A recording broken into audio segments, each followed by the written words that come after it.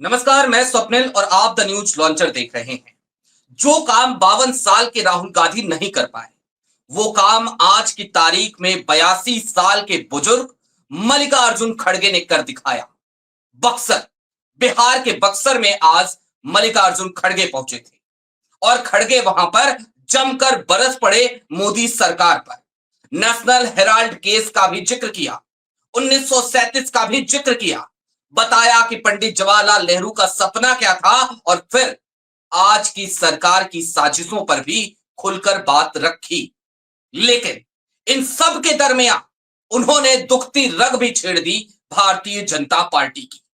देश के प्रधानमंत्री यानी कि नरेंद्र मोदी जी के 11 जुमले याद दिलाए, 11 झूठ याद दिलाए। और हमने क्यों कहा कि जो काम राहुल गांधी नहीं कर पाए, 52 साल के राहुल गांधी, वो काम 82 साल के खड़गे कर गए। ये समझना हो तो ये समझिए कि एक तरफ राहुल गांधी बार बार ये कहते हैं कि वो पॉलिटिशियन नहीं है, लेकिन आज की तारीख में मल्लिका अर्जुन खड़गे ने एक सधे हुए राजनेता की तरह खुलकर वार किया है। आपको उनका भाषण सुनाते हैं, सुनिए मल्लिका अर्जुन खड़गे ने आज बिहार के बक्सर से किस तरीके से हमला किया भाजपा पे। और समझने की जरूरत यह भी है कि अब उसी बिहार में, जिस बिहार में चुनाव आ चुके हैं, प्रधानमंत्री नरेंद्र मोदी कौन सा मुंह लेकर जाएंगे। आप सबको मेरा नमस्कार। मैं कर्नाटक से आता हूं, जहां पर मेरी बोली कन्नड़ में होती है और मैं ये अपने आप को समझता हूं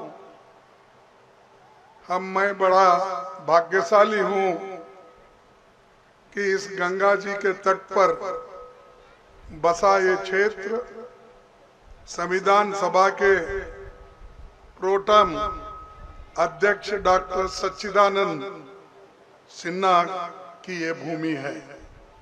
कॉन्स्टिट्यूंट असेंबली के जो पहली बैठक हुई उसमें उन्होंने अध्यक्ष पद स्वीकारा था।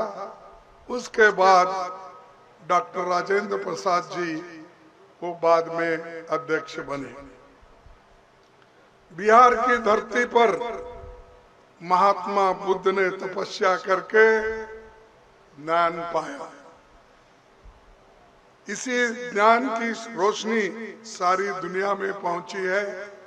आज सारी दुनिया ये चाहती है कि बुद्ध ने जो संदेश दिया है शांति का, तो हमें क्या बुद्ध चाहिए, क्या युद्ध चाहिए? तो लोगों ने ये कहा हमें बुद्ध चाहिए। इसीलिए सभी लोग शांति का मार्ग ढूंढ रहे हैं। लोग लड़ लड़ के थक गए हैं। आखिरी में क्या चाहते हैं? समझौता। आखिरी में क्या चाहते हैं? शांति। आखिरी में के बुद्ध के मार्ग को आते हैं और वो बुद्ध, वो महावीर इसी धरती में पैदा हो गए, बिहार के धरती। भाइयों, गुरु गोविंद सिंह वो भी बिहार के पटना में ही। सारे महापुरुष, समाज सुधारक इसी धरती पे पैदा हो गए। ये याद रखो आप, जो पुरानी बातें हैं, जो अंधश्रद्धा की बातें हैं, जो धोखाधड़ी की बातें हैं, जो एक दूसरे को झूठ बोलना सिखाते हैं, तो उसको तोड़ने वाले अरे बैठो भाई चुप,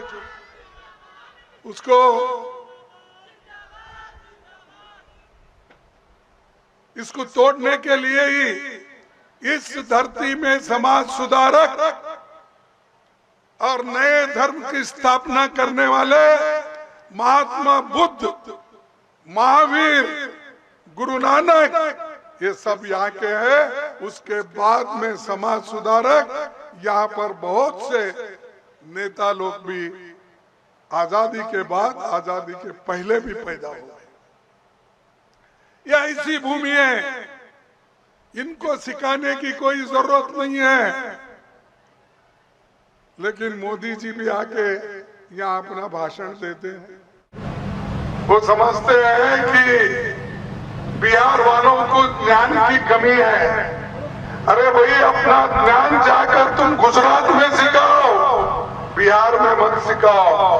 बिहार के लोग समझे हुए हैं, अच्छी बात को समझते हैं, उसूलों को समझते हैं, और उन उसूलों पे चलने के लिए यहाँ के लिए लोग तैयार है। और दुनिया के लोग बिहार आते हैं, जापान से आते हैं, थाईलैंड से आते हैं, और कहीं कहीं से आते हैं। गुरु नानक की जगह बाहर से लोग यहाँ देखने के लिए आते हैं। तो गुरु गोविंद सिंह, तो सभी लोग यहाँ आते हैं। तो ऐसी गुरुओं की धरती है। तो इसमें बीजेपी के लोग आकर हमको पाठ पढ़ाने के लिए आते हैं। महात्मा गांधी जी अपना जो चंपारण, जो उनका यात्रा था, वो देश को आजादी दिलाने के लिए वो यात्रा था, वो भी यहीं से निकला। यानी हर चीज जो देश के भलाई के लिए होती है या हो रही है, वो बिहार से शुरू होता है। तो इसको हम बचा के रखना चाहिए।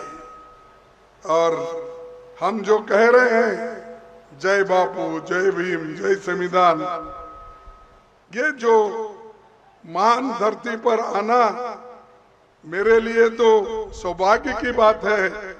लेकिन मैं ये समझूंगा कि मैं यहाँ आकर जो लोग बिहार में पैदा हुए और देश विदेश में उनके तत्वों का, विचारों का फैलाव हुआ, उन लोगों को मैं नमन करता हूँ। राजपुर की जनता जिंदाबाद। इन्हें देखकर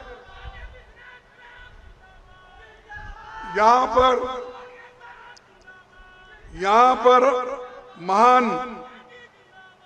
लोग जो हो गए हैं। अरे सुनो भाई, जिंदाबाद के नारे पहले बाद में लगाओ, पहले सुनो क्या बात है।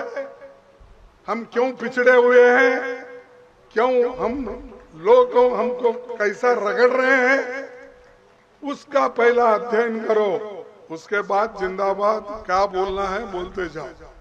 जिंदाबाद जब आपकी विचारों का अगर जिंदाबाद होता है तभी जिंदाबाद बोलो। जब आपका विचारों का ही अगर हमारे विचारों को ही कोई कुचल रहा है,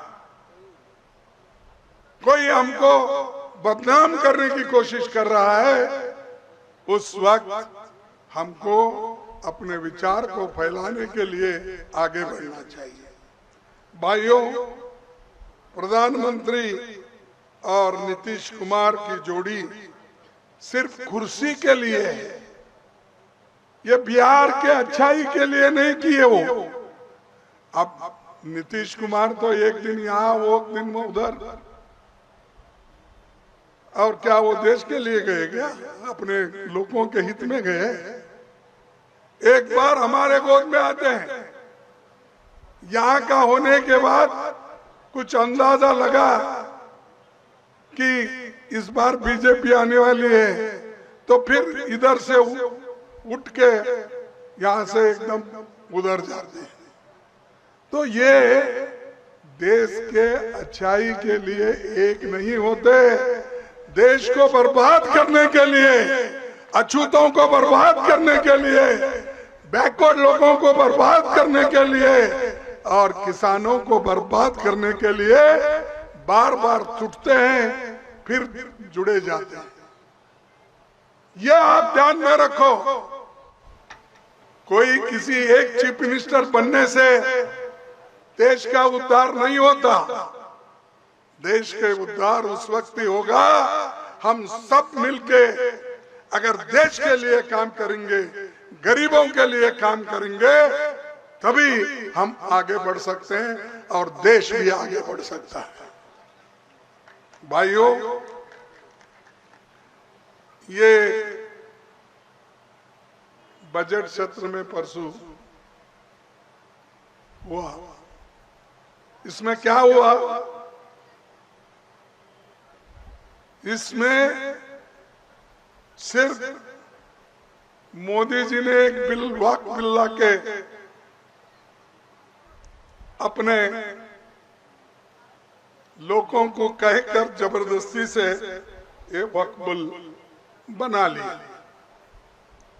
भाई आज तक उस पे किसी का तकरार ही नहीं था, लेकिन अब जहां झगड़ा नहीं हो रहा था, जहां डिस्प्यूट नहीं है, वहां मोदी जी डिस्प्यूट कराने लगते हैं, झगड़े कराने लगते हैं और लोगों को हिंदू और मुसलमान में बांटने के लिए, बैकवर्ड्स और अमीरों को अलग करने के लिए, बैकवर्ड और अति बैकवर्ड को अलग करने के लिए ये काम करके उन्होंने देश को इतना तबाह और तंग कर दिया है। आज लोग परेशान हैं, देश के लोग, और ये सब षड्यंत्र आरएसएस और बीजेपी का है। आरएसएस और बीजेपी ये गरीबों के दोस्त हो नहीं सकते, किसानों के दोस्त हो नहीं सकते और महिलाओं के दोस्त भी नहीं हो सकते, क्योंकि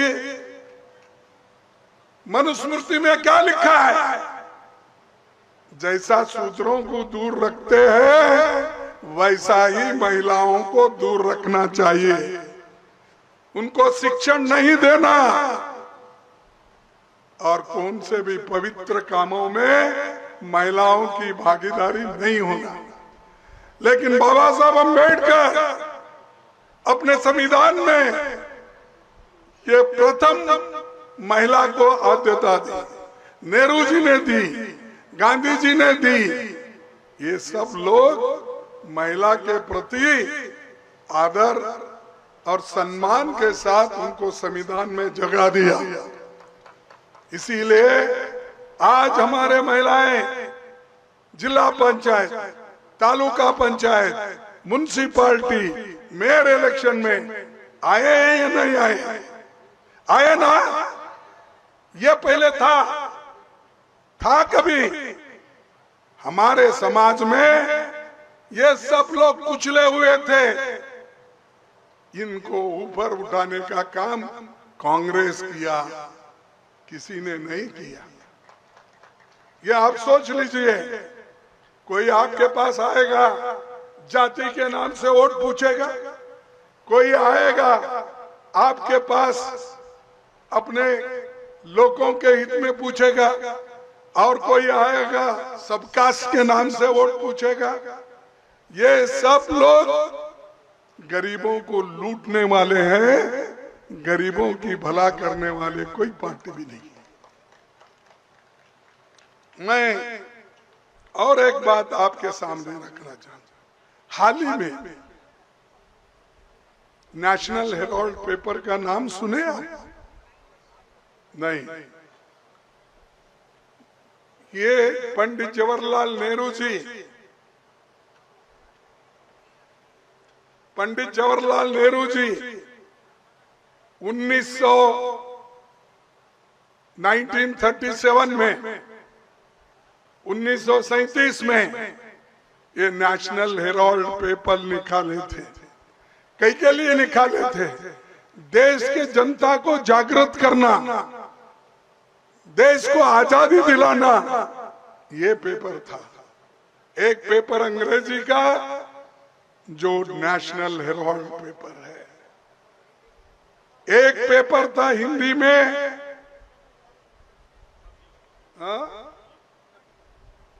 नवयुग नहीं, नवजीवन, और तीसरा था पटना से निकलने वाला कौमी आवाज। ये 3 पेपर जवाहरलाल नेहरू जी ने निकाला जनता की आवाज ब्रिटिश तक पहुंचाने के लिए, ब्रिटिश गवर्नमेंट को बताने के लिए और लोगों को जागृत करने के लिए। अरे उस पेपर के अब जो चेयरमैन है, डायरेक्टर्स है, सोनिया गांधी जी और राहुल गांधी जी और मैं भी हूं अब 5 साल से। अरे इनको डराने के लिए आप नेशनल हेराल्ड की प्रॉपर्टी जब्त करते हो। अरे वो कंपनी ऐसी कंपनी है जिसका कोई फायदा ले नहीं सकता, कोई प्रॉपर्टी ट्रांसफर नहीं कर सकता, कोई बेच नहीं सकता। ये है कंपनी। क्या उनका सोनिया गांधी को आने वाला है प्रॉपर्टी? क्या प्रियंका गांधी जी को आएगा वो प्रॉपर्टी? क्या राहुल गांधी जी को वो प्रॉपर्टी आएगा? नहीं, वो प्रॉपर्टी वो कंपनी कभी बेच नहीं सकती। वो नेशनल हेराल्ड और कौमी आवाज और हिंदी का जो अपना नवजीवन इसका ही रहेगा। लेकिन आप क्यों कर रहे भैया काम? कानून आपको मालूम है, इसका पैसा कोई हड़प नहीं सकता, इसका पैसा कोई लेकर नहीं जा सकता। ये तो उस एक्ट में है और उस कानून में है, ऐसी कंपनी है। लेकिन मोदी जी और ये शाह, ये आरएसएस के लोग सोनिया गांधी के डराकर राहुल जी को डराने की कोशिश कर रहे हैं, प्रियंका जी को डराने की कोशिश कर रहे हैं। ये लोग कभी डरने वाले नहीं, किसी के सामने झुकने वाले भी नहीं। आप अरे जिस घर में इंदिरा गांधी देश के एकता के लिए अपनी जान कुर्बान की या नहीं की? अरे ये भी आवाज नहीं आता, तुम कह गए हो। राजीव गांधी जी के शरीर के टुकड़े टुकड़े हो गए देश के, जब उनके टुकड़ों को, शरीर के टुकड़ों को जमाने में उनको जमा कर दिल्ली लाए, उसको कोई पहचानते नहीं थे। उनकी सूरत कहाँ है, उनके पैर कहाँ है, उनके हाथ कहाँ है, कोई नहीं पहचानता था। ऐसा खानदान है, यह है गांधी फैमिली। और इनको तुम नेशनल हेराल्ड में केस डालकर, चार्जशीट डालकर डराने की कोशिश कर रहे हैं। 25 तारीख को फिर उन्होंने बुलाया। मैं आपसे अपील करूंगा, हर लोग उठो, खड़े हो, देश के संविधान को बचाओ। गांधी फैमिली देश के लिए मर मिटी। नेहरू जी खुद 13 साल जेल में थे और इंदिरा गांधी और राजीव गांधी तो जान दिए। कोई है ऐसा जान देने वाला? कोई है बीजेपी में? कोई है आरएसएस में? अरे तुम्हारे घर में एक कुत्ता भी नहीं मरा और तुम देश के स्वाभिमान की बात करते हो। अरे हमने दिया है, खून बहाया है, लाखों कांग्रेस के लोग जेल में गए हैं और इस देश को आजादी दिलाए हैं। जिस महापुरुष महात्मा गांधी ने इस देश को आजादी दिलाई, उसी को गोडसे ने अपना पिस्तौल चला के उनकी जान ले ली। कौन लिए जान? यही लोग लिए, यही लोग लिए। अगर आजादी मिलती थी आपको, अगर गांधी जी नहीं होते, अगर नेहरू जी नहीं होते, ये लोग अगर कोशिश नहीं करते, अपनी जान नहीं देते, आप कहां, आरएसएस का तो कोई मालूम ही नहीं। ये तो ब्रिटिश के एजेंट थे, उनके पास नौकरी करते थे और माफी चिट्ठी मांग देते थे, और उसके लोगों की पूजा करते हो। उनको सोच बीजेपी, अरे उनके साथ ये तुम्हारे को इन्हों मिल गए, यहाँ के अध्यक्ष, सॉरी यहाँ के मुख्यमंत्री नीतीश कुमार जी, आप किनसे मिले? जो गांधी जी को मारे उन लोगों से मिले, जो नेहरू जी के उसूल को बर्बाद किए उन लोगों से आप मिल रहे हो। देश के लिए जो इंदिरा गांधी जी ने अपना जान न्यौछावर किया, उन लोगों, वो जो उनके खिलाफ जो लोग मारने, उनके साथ आप गए। गांधी जी, राजीव गांधी जी, जो इस देश में एकता रहने के लिए अपनी पूरी कोशिश की, उनको मार रहे हैं। ऐसे लोगों के साथ तुम हो, तो इनको सबक सिखाना जरूरी है या नहीं? आप इसीलिए जनता को उठाओ, जनता को बोलिए, नौजवान साथियों को बोलिए कि आपके साथ कदम पे कदम मिलके चलकर इस देश में हम फिर से कांग्रेस की सरकार और गठबंधन की सरकार को मजबूत करके फिर एक बार हम सत्ता में आएंगे। हम सत्ता के लालची नहीं हैं। अगर लालची होते तो आज राहुल गांधी कन्याकुमारी से लेकर कश्मीर तक जाते हैं पैदल। अरे ये मोदी और उनके शिष्य लोग 4 कदम भी नहीं चलते, सिर्फ इन्हों कब चलते मालूम है? आरएसएस का वो क्या होता है, तुमड़ी बजाते, उस वक्त 1 आधा किलोमीटर चलते हैं। अरे हजारों किलोमीटर चलने वाले लोग हमारे पास है, देश को दिशा दिखाने वाले लोग हमारे पास है। और आजादी के पहले नेहरू जी ने अपना घर दान दिया कांग्रेस पार्टी को और देश के लिए, उसका नाम है आनंद भवन और स्वराज्य भवन। ये संपत्ति, अपने घर की संपत्ति उन्होंने बांटी। क्या अब सोनिया गांधी जी और राहुल गांधी जी, प्रियंका गांधी जी उस संपत्ति के लिए लड़ रहे हैं? अरे है सो तो खो लिए हो, कोई बाप को खो लिया, नानी को खो लिया, नाना को, पटनाना को, सब इस देश में लड़ने वाले लोगों को उन्होंने खो लिया। और उनके खिलाफ आज आरएसएस और बीजेपी बहुत बातें करती है। इसीलिए आपको सतर्क रहना होगा, आप मिलके काम करने वाले। इसीलिए भाइयों, मैं और ये मोदी जी और बीजेपी दुश्मनों के जैसा हमको देखते हैं।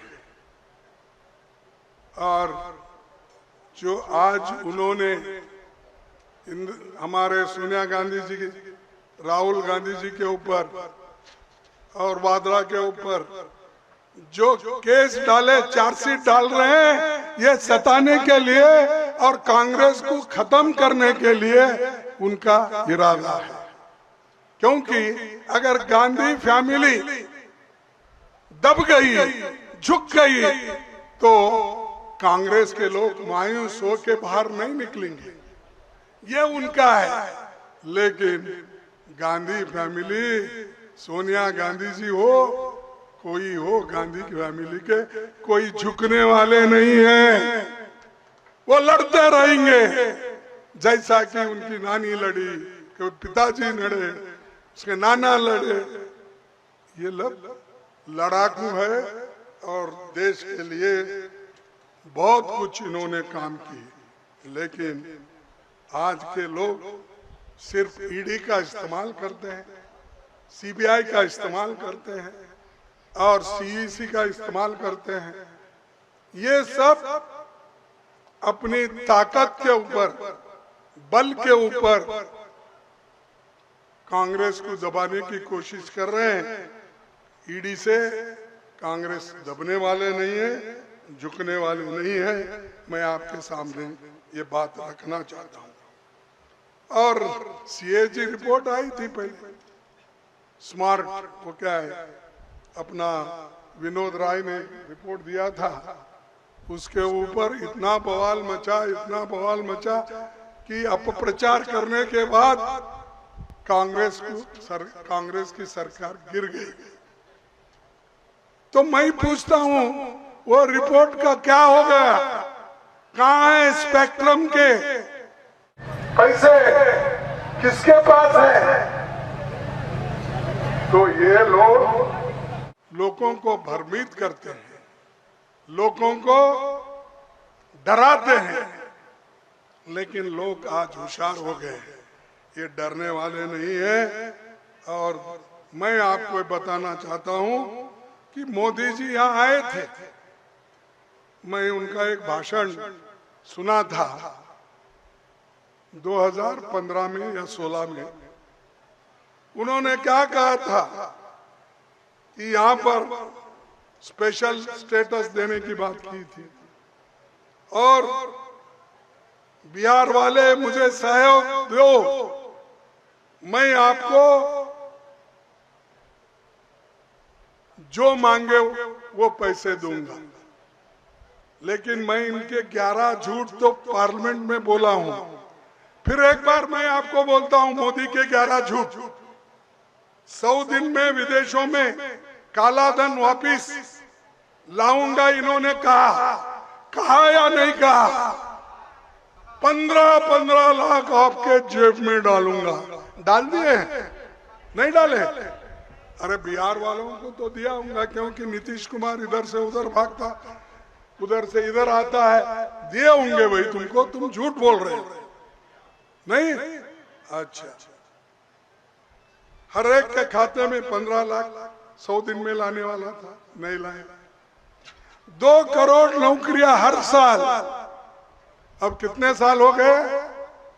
11 साल। तो 22 करोड़ नौकरियां कहाँ हैं? पूछो ना, नीतीश कुमार को पूछो कि 22 करोड़ नौकरियां तुम और तुम्हारे दोस्त देने वाले थे, वो कहाँ है? हमारे को दे। हमारे बच्चे बाहर जाते हैं। आज 2 करोड़ लोग बिहार से बाहर जाते हैं नौकरी के लिए, काम करने के लिए। मेरे एक ही घर में 4-5 बिहार के बच्चे हैं बेंगलुरु में। तो आप सोचिए कितने लोग यहाँ छोड़ के जा रहे हैं। क्या नीतीश कुमार तुम और तुम्हारे दोस्त मिलकर 22 करोड़ यहाँ देंगे नौकरियां देश में? कम से भाई देश में नहीं मिला, बिहार में तो दो, 1-2 करोड़ नौकरी तो दो। और जो सपोर्ट करने वालों को मैं पूछता हूं कि किस लिए उन्होंने गया, ऐसा धोखा क्यों दिया?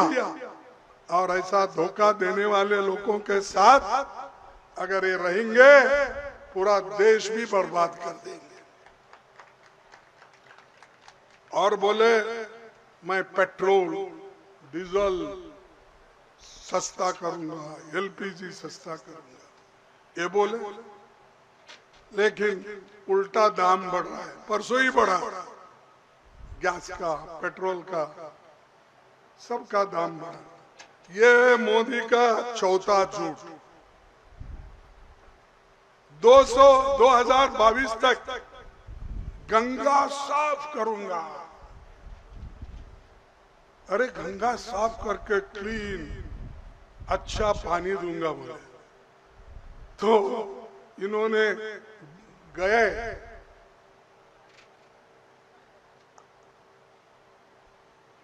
गंगा में पानी साफ नहीं, इसलिए इन्होंने डुबकी नहीं मारी वहां। ऐसा ऐसा ऐसा करके फिर उतरे चढ़े। अरे तुम खुद डुबकी नहीं मारते हो उस पानी में, और 2022 में गंगा साफ करूंगा, गंगा माँ मुझे बुलाई है, मैं आया हूं। और कल बोलेगी गंगा माँ तुम जाओ, जाओ फिर जाना गुजरात तरफ जाओ। आप बहुत उनको सर पे बिठाए और वो जितना चाहे उतना आपका खून चूस रहे हैं, बीजेपी और आरएसएस मिलके। भाई और छठवां झूठ उनका, किसानों की आमदनी 2 गुनी करूंगा। बोले या नहीं बोले? बोले, ठीक। 222 तक भारत में रहने वाले हर एक को घर दूंगा। दिए आपको? कोई हमारे मित्र यहाँ बोल रहे थे कि पहले इंदिरा आवास में बहुत से लोगों को घर मिले, अब मोदी जी के जमाने में ये 2022 में ही देना था, दिए उनको, दिए लोगों को घर नहीं। और खैर ये तो हमको लागू नहीं होता, बिहार में तो इतने ट्रेन का दिक्कत है, लोग गड़बड़ी से आते हैं, उनको मिलता नहीं। छठ में और दीपावली में और होली में लोग इधर आने के लिए तरसते हैं बाहर से, उनको ट्रेन भी सरकार नहीं छोड़ती और हर चीज महंगी कर दी है। मैं हवाई चप्पल वालों को फ्लाइट में बिठा के भेजूंगा। भाई पहले तो 5,000 का दिया, अब 25,000 रुपए दिए तो भी टिकट नहीं मिलता। कहाँ गरीब हवाई चप्पल वाले का बैठेगा साहब? फिर भी अदानी अंबानी ही बैठेंगे, हमारे लोग कोई बैठेंगे नहीं। और उनका 9वां झूठ एमएसपी गारंटी का, वो भी उसमें महंगाई खत्म कर दूंगा और मेक इन इंडिया मैं कारखाने खोलूंगा। लेकिन यहाँ से जितने कारखाने यहाँ पर है वो कारखाने बंद हो गए। बिहार में 40% शक्कर का उत्पादन पहले यहाँ होता था, अब कितना होता है? 4%। मालूम है आपको? 40% उत्पादन बिहार से होता था, अब यहाँ 4% हो रहा है। ये मोदी इसलिए अच्छे दिन आएंगे, आ गए अच्छे दिन। करो पूजा उसकी, करो उसकी वाह वाह। अरे जो आदमी खुद झूठ बोलता है, लोगों को झूठ का सब्जेक्ट पढ़ाता है, तो इसीलिए इस झूठों के सरदार को आप नजदीक आने मत दो। गठबंधन को वोट देकर मजबूत करो तो तुम्हारे साथ देंगे। और उसका एक 12वां झूठ, ये तो मैं आपको अच्छी तरह से समझाऊंगा। उन्होंने क्या कहा था? ठोक ठोक कर बोला था मैं पैकेज दूंगा, 2015 वाले पैकेज दूंगा और इसका आपको कोई अब तक नहीं दिया, मैं दूंगा। तो उन्होंने क्या कहा था? मैं आपको, कहाँ गए, डालो उसको, मैं आपको वीडियो से दिखाता हूँ, क्योंकि आप बोलेंगे खड़गे साहब कुछ झूठ बोल रहे हैं। मोदी जी खुद बोल रहे हैं। क्या बोल रहे हैं?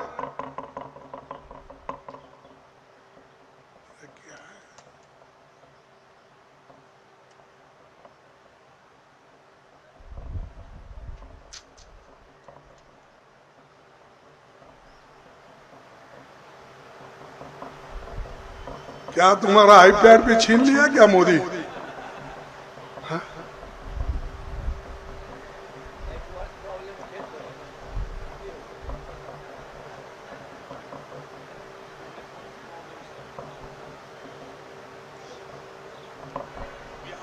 पैकेज की घोषणा यहीं से करना चाहता हूं।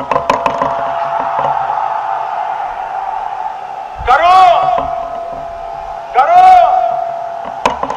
50,000 करोड़ की ज्यादा करो, 60,000 करोड़ की ज्यादा करो, 70,000 करोड़ की ज्यादा करो, 75,000 करोड़ की ज्यादा करो, 80,000 करोड़ की ज्यादा करो, 90,000 करोड़ की ज्यादा करो।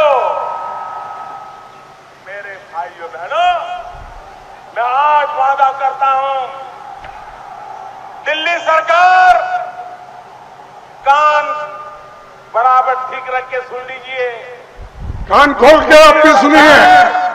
1.25 लाख करोड़ रुपए का पैकेज देगी। 1.25 लाख करोड़ रुपया मैं आज बिहार के पैकेज की घोषणा यहीं से करना चाहता हूं। करो करो 50,000 करोड़ की ज्यादा करो। इसने कहा, लोगों को, हजारों लोग बैठे थे उनके सामने। 18 अगस्त 2015 को इन्होंने बोला, उन्हीं के शब्दों में मैं आपको सुनाया। अब तो आपकी खातरी हो गई मोदी जी क्या बोले। मिला होगा आपको 1,25,000 करोड़ बिहार के लिए देने वाले थे। मैं पूछता हूं, वो 1,25,000 रुपए क्या मोदी जी और नीतीश जी दोनों मिलके बांट लिए? ये मेरे शब्द नहीं, उन्होंने ही बोला। इसीलिए फिर एक बार मैं उनके शब्द में ही बोलूंगा। मोदी ने क्या कहा, मैं यहां अपना वादा पूरा करने आया हूं। मैंने कहा था 50,000 करोड़, आपको कितना चाहिए? 60,000 करोड़, 70,000 करोड़, 80 या 90,000 करोड़? मैं यहां 1,25,000 करोड़ का पैकेज देने के लिए आया हूं। कहाँ है वो पैकेज? कहाँ है मोदी जी? तो ये मोदी जी का झूठ और एक झूठ, झूठ के ऊपर झूठ ये बोलते रहते हैं, तो और लोगों को बेवकूफ वो नहीं बना सकते। अरे बाद में दो ना भाई, मेरे पास दिलाओ, बाद में दो। किसी को नहीं पता कि आज तक ये कितने झूठ बोले हैं। इसका पूरा मैं 35 सालों में बेरोजगारी इतनी बड़ी है कि सभी लोग आज त्रस्त हैं, और हम ये चाहेंगे कि इनके बनाए हुए कोई काम नहीं है। जो कुछ बनाया पंडित जवाहरलाल नेहरू जी ने, चाहे वो IIM हो, IIT हो, चाहे एम्स हो, डैम्स हो, पब्लिक सेक्टर हो, ये सब जवाहरलाल नेहरू जी ने बनाया, कांग्रेस ने बनाया। आप क्या बनाए? आप तो झूठों की फैक्ट्री तैयार करें, झूठों की फैक्ट्री तैयार करके लोगों को गुमराह कर रहे हो। ये नहीं चलेगा। आप एक आदमी को, लोगों को एक बार झूठ बोल के उनको फंसा सकते हैं।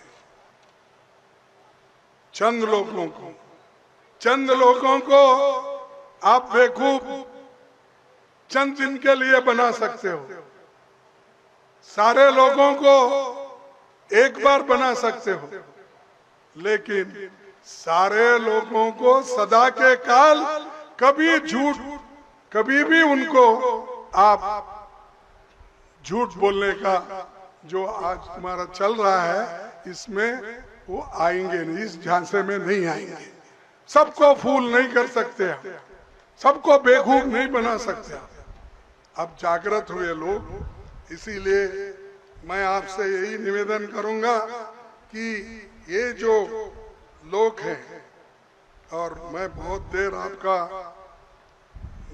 समय नहीं लेना चाहता हूं, और यहाँ पर तो इतने हैं,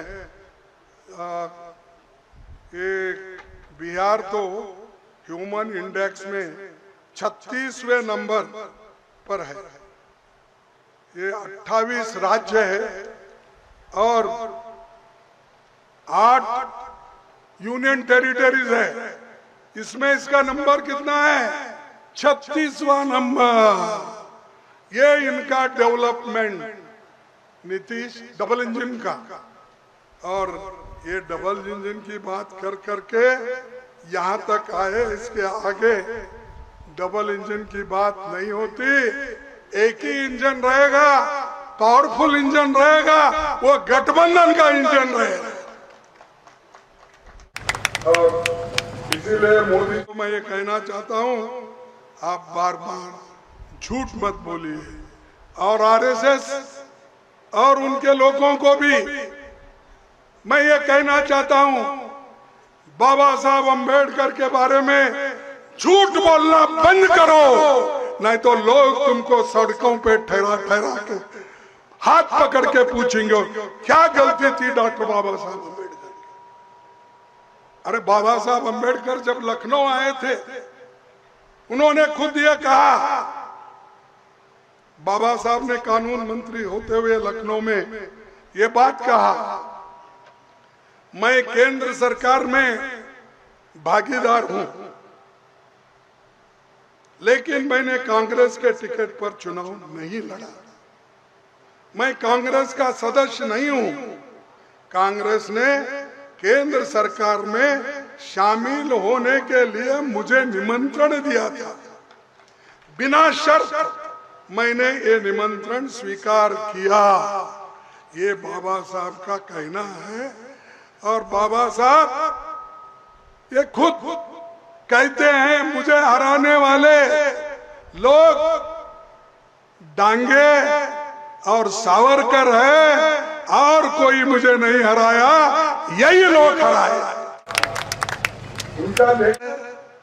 उनकी भाषा ये है, फिर क्यों भाई आप पुकारते फिरते हो, अंबेडकर का अपमान हुआ, हम अपमान किए क्या? ये हमारा गलती था कि हमने जो बाबा साहब को यहाँ पर जो बुला के खासकर नेहरू जी ने आमंत्रण दिया और उनको कानून मंत्री बनाया, क्या हमारी गलती थी? कॉन्स्टिट्यूंट असेंबली के मेंबर बना के फिर से उनको लाकर चुन के ड्राफ्टिंग कमेटी के चेयरमैन बनाए, क्या ये हमारी गलती थी? क्या हमारी गलती थी? नेहरू जी ने कानून मंत्री बनाकर उनको अपने साथ लिया देश की सेवा करने के लिए। तो दोस्तों, ये झूठे लोगों की बात मत आप सुनो। सही जो रहता है वो बहुत दिन चलता है, और झूठ ये बहुत दिन चलने वाला नहीं है। और ये झूठ बोलते बोलते यहाँ तक आए, ये आगे चलने वाला नहीं है।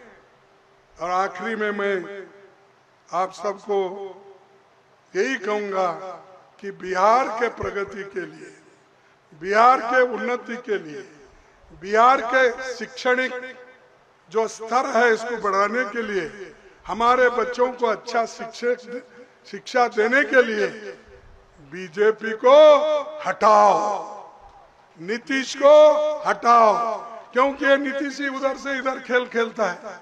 अरे खेल खेलने वाले को अगर हटा दिए तो बीजेपी ऑटोमेटिकली गिरती है। तो मेरा यही आपसे विनंती है, आने वाले दिन में, नजदीक है इलेक्शन 4-6 महीने में, आप लोग गठबंधन को जिताओ, जिताएंगे। अरे मेरे जैसा 80 साल के ऊपर हो गए, 83 इयर्स मेरी आवाज अभी बुलंद है, तुम वो करेंगे ये बोलो जोर से, गठबंधन को जिताएंगे, जिताएंगे, बीजेपी को हराएंगे। इसीलिए जय बापू, जय भीम, जय संविधान, जय हिंद, जय कांग्रेस, जय गठबंधन। सबको धन्यवाद। और आखिरी आवाज मैं दूंगा, एक आप सभी लोग बोलना, जय हिंद, जय हिंद, जय हिंद। को वहाँ जो कोने में ठहरे, इधर ठहरे, कम से कम जय हिंद बोलो वहां से, ताकि मोदी उठे। जय हिंद, जय हिंद, जय हिंद। सबको धन्यवाद। इतनी कड़ी धूप में भी होते हुए अपने भाषण सुनने के लिए चंद लोग बैठे थे, मैं उनको धन्यवाद करता हूं, क्योंकि जो विचारधारा पे विश्वास रखता है वही जीत सकता है, वही काम कर सकता है। तो इतना कह के मैं अपने बात को समाप्त करता हूं। फिर एक बार जय कांग्रेस।